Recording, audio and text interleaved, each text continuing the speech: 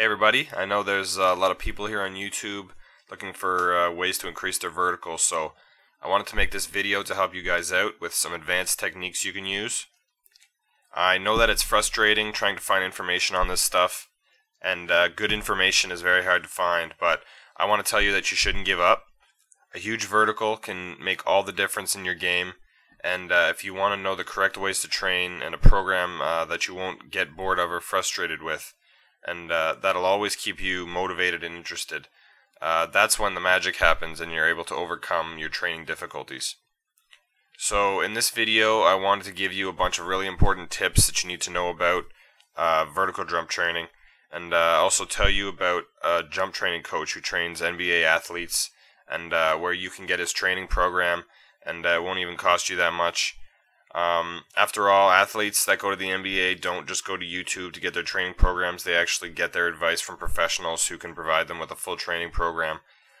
This program that I'll tell you about is a jump training manual created by a professional, and you can also get personal help from him as needed, inexpensively. He's been talked about on ESPN and Fadeaway magazine. It's a basketball magazine in the UK. In Men's Health, and even in Sports Illustrated for his jump training systems. If you want to check out his site and program, then you can just go to the link right here in the video by typing it into your browser, and I'll also put it in the description for you. You can click the link there. For now though, I want to help you out right away with some things that you should be including in your training program. I have 5 important tips for you in this video. Number 1, stiffen the tendons and condition the central nervous system for reactivity. Stiff doesn't mean that you are cold and sore. By stiff I mean that the activation of the muscles and tendons at the time of ground contact is optimal for returning the energy put into the ground. If your muscles and tendons are soft or flat like a basketball, that's how you'll bounce. Stiff reactive tendons allow you to return the maximum amount of energy right off the ground, kind of like how a kangaroo jumps. They don't actually use very much energy to jump back off the ground. Jump roping or bouncing is one of the easiest and most effective ways to condition this stiffness. You should start with 45 seconds of jump roping or bouncing with a focus on minimal ground contact time. Do 3 sets of maximum reps for 20 seconds. You should feel slightly more reactive off the ground afterward. At this point in the workout, you should be feeling that your muscles are warmer, more elastic, and your body is ready to start moving at maximum speeds. Number 2, static stretching can actually make a difference. When a muscle contracts or shortens, the antagonist muscle lengthens. If the antagonist muscle fails to lengthen properly, this is what I call interference. When you execute a vertical jump, there are several muscle groups that you don't want to activate, and the following static stretches will help those muscles to relax.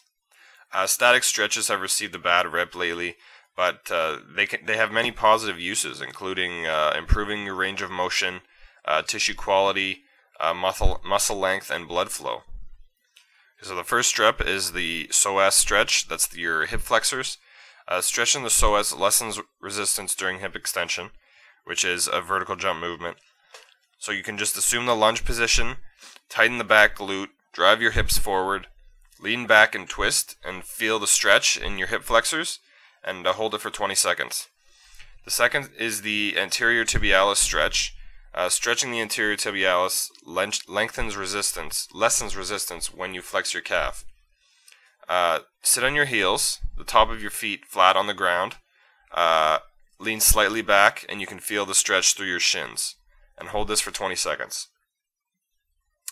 And last, an abdominal stretch. This stretch facilitates spinal retroflexion, and that's bending backwards, as well as stretching the psoas and activating the glutes.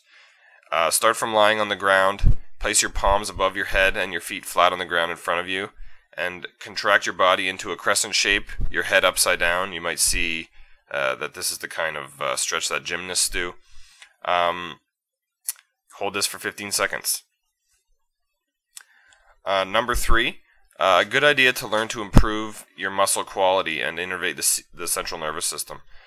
Foam rolling is a fantastic way to innervate your central nervous system, improve tissue quality, and increase blood flow.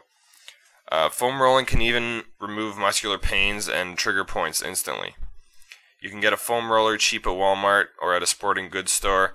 If you don't have access, just Google homemade foam roller, and there are lots of ways to make them.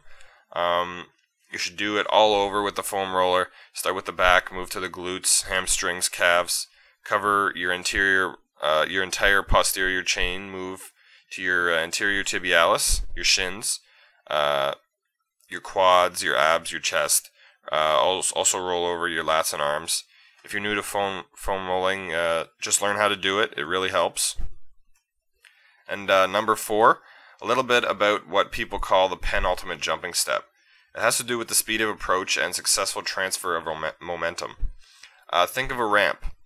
The faster you approach the ramp, the more air you get, increasing the speed at which you can perform the approach, and effective transfer of momentum will result in a greater jump height. Many jumpers make the mistake of coming to a complete stop before executing their jump. This serves mostly to remove the built-up speed and momentum of your approach. Increase your speed to the maximum controllable velocity. If you're approaching so fast that your form falls apart, you should reduce the speed and work up to higher velocities. The right speed will yield a higher jump. The penultimate step is the step before the jump, and when done correctly, it yields a trampoline effect.